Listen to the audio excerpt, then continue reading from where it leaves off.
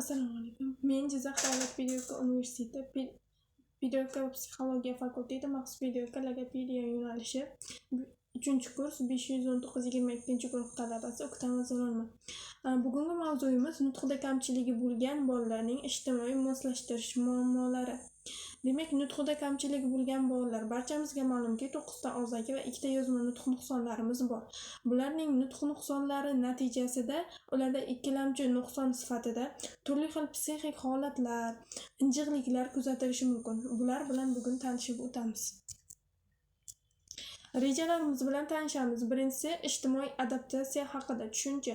Ikkinchi rejamiz nutqida kamchiligi bo'lgan bolalarning ijtimoiy moslashuv muammolari reabilitatsiyasi. Uchinchi rejamiz esa nutqida kamchiligi bo'lgan bolalarning ijtimoiy moslashuv muammolarini bartaraf qilishda hamkorlik. Nutq nuqsoniga ega o'sha guruh bolalarda faqatgina ularning nutqida emas, bilish faoliyatida, psixikasida, hissiy iroda sohalarida ham kamchiliklar kuzatiladi. Ayrim bolalarda hissiy iroda sohasidagi kamchiliklar ruhiyatga salbiy ta'sir ko'rsatadi. Masalan, o'sha kayfiyatning tez-tez o'zgarish kabi holatlari keltirib chiqarishi mumkin. Ayrim bolalarda o'sha qo'zg'aluvchanlikning ortishi sababli asabiylashish, yig'loqlik, atrofdagi odamlarga va muhitga nisbatan o'sha norozilik hissiyotlarini aks etishiga sabab bo'ladi. Va yana boshqa bir qancha guruh bolalarda esa voqea hodisa yoki odamlarga umuman e'tibor bermaslik, befarqliklar keltirib chiqarishi mumkin. Adaptatsiya tushunchasi barchamizga tanishki, ya'ni insonning yangi muhitga moslashishi. Bu psixologik, ijtimoiy yoki madaniy muhitga ruhiy jihatdan moslashish jarayoni hisoblanadi. Bu jarayonda inson yangi sharoitga oid ma'lumotlarni qabul qiladi, emotsional holatini muvozanatga keltiradi va davranish strategiyasini o'zgartiradi yoki moslashtiradi. Ijtimoiy adaptatsiya. Adaptatsiyaning bir necha turlari mavjud bo'lib, ulardan biri ijtimoiy adaptatsiya hisoblanadi. Nutqida nuqsoni bo'lgan bolalar umuman yoki sog'lom bolalar ham masalan bog'chaga borishlarida yoki maktabga borishlarida, birinchi sinf maktabga borishlarida ularda bir qancha qiyinchiliklar, ya'ni ijtimoiy adaptatsiya jarayoni vujudga keladi. Ijtimoiy adaptatsiya shaxsning yangi ijtimoiy guruhga, jamiyatga qo'shilishi, ijtimoiy me'yorlar va qoidalarni o'zlashtirishi. Bu jarayon ko'chib kelgan odamlar, masalan, boshqa joydan yangi uyga ko'chib kelishi yoki bolalar yoki nogironligi bor shaxslar uchun juda dolzarb hisoblanadi. Bolalardagi o'sha ijtimoiy adaptatsiyani o'rganishimizdan oldin bolalardagi nutqiy nuqsonlarning asosiy sabablarini o'rganib chiqamiz. Bular 3 guruhni tashkil etadi. Birinchisi tibbiy ijtimoiy sabablar, ikkinchisi ekologik sabablar, uchinchisi psixik ijtimoiy sabablar. Tibbiy sabablar bu avloddan avlodga o'tuvchi biologik sabab, genetik, irsiy sabablar hisoblanadi. Onaning homiladorlik davridagi natal, perinatal, natal, postnatal davrlarni o'z ichiga oladi. Ekologik sabablar tashqi muhit, atrof olam, o'sha havoning tozaligi, shu kabilar kirib ketadi. Psixik sabablar esa onaning o'sha onaning homiladorlik paytidagi turli xil o'sha travmalar olishi va o'sha oiladagi janjallar, stresslar kabilar yoki o'sha bolaning rivojlanish davrida oilada noto'g'ri tarbiya kabilar sabab bo'lishi mumkin. Nutqida nuqsoni bo'lgan bolalar ijtimoiy moslashuv masalalari. Nutq buzilganda, ayniqsa nutqning o'sha to'liq rivojlanmasligi kamchiligida NTR bolalarda o'sha maxsus o'qitmay turib, ularni o'sha til sistemasi shakllanishi juda qiyin, balki umuman ularda til sistemalari rivojlanmaydi.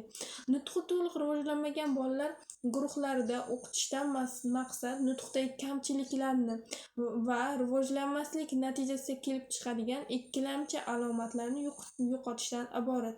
Nutqni tuzatish, bolalarni tarbiyalash, o'qitish ishlarini Barchamiz bilamizki, logoped, psixolog, tarbiyachisi, musiqa rahbari bolaning ota-onasi bilan uzviy muloqotda amalga oshiradi.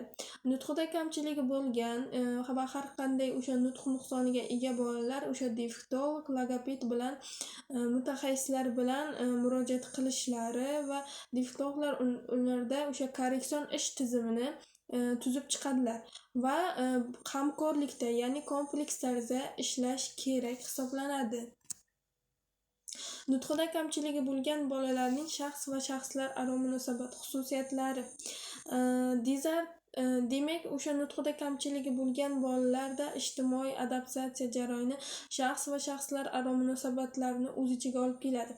Birinchi nutq nuqson dizartrik bolalarda shaxs xususiyati, ikkinchisi nutqning temp ritmik tomondan buzilganda shaxs xususiyatlari, uchinchisi sistemali nutq buzilishlarda shaxs xususiyatlari.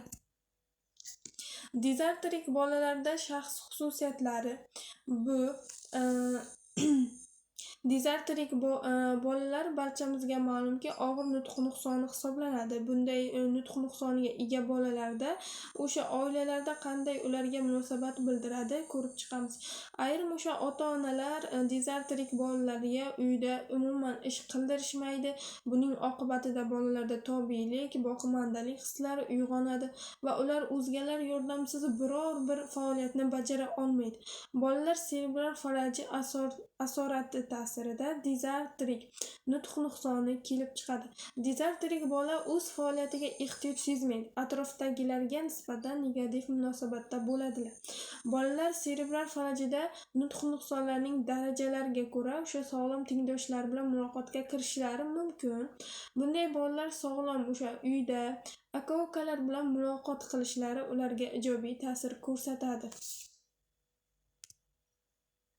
Nutqning temp ritmik tomondan buzilishi. Demak, nutqning temp ritmik tomondan buzilishiga 3 ta nutq nuqsoni kirib ketadi: duduqlanish, taxilaliya hamda bradilaliya. Duduqlanish bu o'sha juda keng tarqalgan yosh bolalarda, ayniqsa o'smirlik yoshida juda ko'p kuzatiladi. Odatda kichik yoshdagi bolalar agar duduqlanish juda kuchli bo'lmasa, o'z nuqsonlarini anglab yetmaydilar. Agar duduqlanish biron bir o'sha hodisadan so'ng to'satdan yuz bersa, bunda bola bu holat nutq muloqotning chegaralashidan qattiq ta'sirlanadi. Masalan, yoshlik chog'ida nutq nuqsoni yo'q edi, duduqlanmas edi. Qattiq qo'rquv natijasida o'smirlik yoshida duduqlanish paydo bo'ldi. Duduqlanish paydo bo'lgandan so'ng u bolada umuman gapirmay qo'yadi. Bu holatni biz mutizm deb ataymiz. Duduqlanuvchi bola o'z nuqsonini anglab yetgach, odamlardan uzoqlashishga va nutqiy muloqotdan qochishga harakat qiladi. Duduqlanishni davolashda va ikkilamchi nuqsonni oldini olishda atrofdagilarning roli katta hisoblanadi. Ota-ona o'z farzandiga duduqlanish o'sha paydo bo'lish davrida yordam berishi, mutaxassislarga, dialektologlarga olib borishi zarur hisoblanadi. Ammo ko'p hollarda ota-onalar duduqlanuvchi farzandlariga haddan ziyod e'tibor beradi. Ayrim ota-ona o'sha duduqlanishga katta ahamiyat bermay, boladagi nutq nuqsonlarini o'zlari bartaraf etishga harakat qiladi. Masalan, o'sha bola nutqidagi xatolarni o'ziga ko'rsatadi va to'g'ri nutqni tashkil etish uchun taqlid usulidan taqlid qilishni talab etishadi, ammo maxsus mutaxassislarga olib borishmaydi. Taxilaliya. Taxilalik nutq nuqson o'sha nutqning patologik tezlashuvi hisoblanadi. Taxilalik bolalarda atrofdagilarning munosabati turlicha hisoblanadi. Ko'p hollarda taxilaliyali bolalar o'z tengdoshlari tomonidan kamsitiladi. Ota-onalarni haddan tashqari qayg'urishi, nutqiga nisbatan salbiy o'zgarishlar sabab bo'lishi mumkin. E'tiboringiz uchun rahmat.